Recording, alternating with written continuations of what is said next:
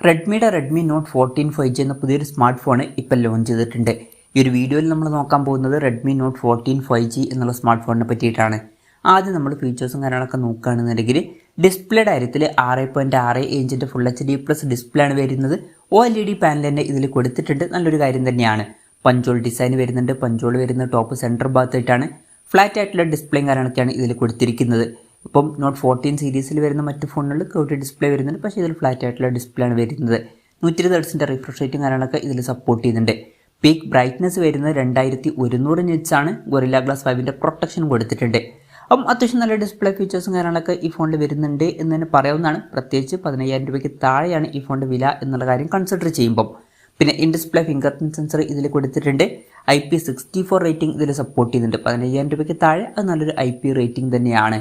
പ്രോസസ്സറിൻ്റെ കാര്യത്തിലോട്ട് വരികയാണെന്നുണ്ടെങ്കിൽ MediaTek Dimensity 7050 എന്ന പ്രോസസ്സറാണ് ഈ ഫോണിൽ കൊടുത്തിരിക്കുന്നത്. 14,300 രൂപ പ്രൈസ് റേഞ്ചിൽ അത് അത്യാവശ്യം നല്ലൊരു പ്രോസസ്സറാണ് എന്ന് പറയാൻ പറ്റിയിട്ടുള്ള പ്രോസസ്സർ തന്നെയാണ്. അപ്പോൾ നല്ലൊരു പ്രോസസ്സറും ഇതിൽ കൊടുത്തിട്ടുണ്ട്. 5G സപ്പോർട്ടും കാര്യങ്ങളൊക്കെ ഇതിൽ വരുന്നുണ്ട്. ബേസ് വേരിയൻറ്റിൽ 6GB റാമും 128GB ഇൻറ്റേർണലുമാണ് വരുന്നത്. 8GB റാമും 128GB ഇൻറ്റേർണലുമായിട്ട് വരുന്ന വെർഷനും 8GB റാമും 256GB ഇൻറ്റേർണലുമായിട്ട് വരുന്ന വെർഷനും 12GB റാമും 256GB ഇൻറ്റേർണലുമായിട്ട് വരുന്ന വെർഷനും വരുന്നുണ്ട്. IR ബ്ലാസ്റ്റർ എന്നുള്ള ഫീച്ചർ ഇതിൽ കൊടുത്തിട്ടുണ്ട്. ഈ ഫോൺ റിമോട്ടൊക്കെ ആയിട്ട് യൂസ് ചെയ്യാൻ കഴിയുന്നതായിരിക്കും. പിന്നെ സ്റ്റീരിയോ സ്പീക്കേഴ്സ് ഈ ഫോണിൽ വരുന്നുണ്ട്. 3.5mm ഓഡിയോ ജാക്ക് ഈ ഫോണിൽ കൊടുത്തിട്ടുണ്ട്. Android 14 ബേസ് ആയിട്ടുള്ള ഹൈപ്രോയ് സോഫ്റ്റ്വെയർ ആണ് ഈ ഫോണിൽ വരുന്നത്.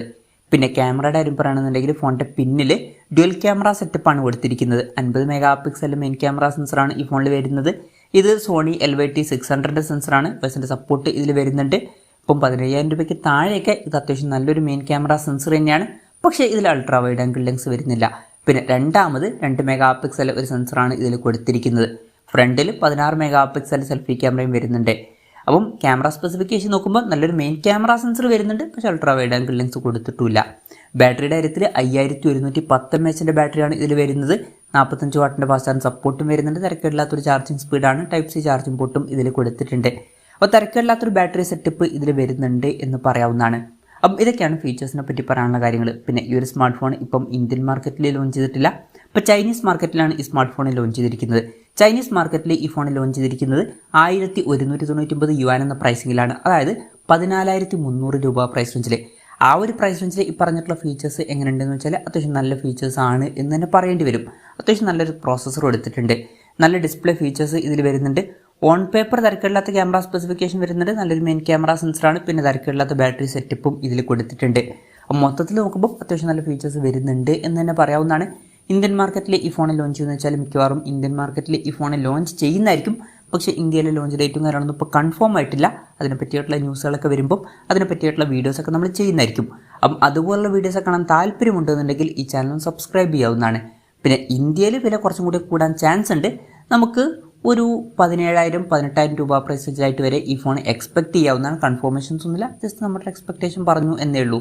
എന്തായാലും റെഡ്മി നോട്ട് 14 5G എന്ന പുതിയൊരു സ്മാർട്ട് ഫോൺ ഇപ്പോൾ ലോഞ്ച് ചെയ്തിട്ടുണ്ട്.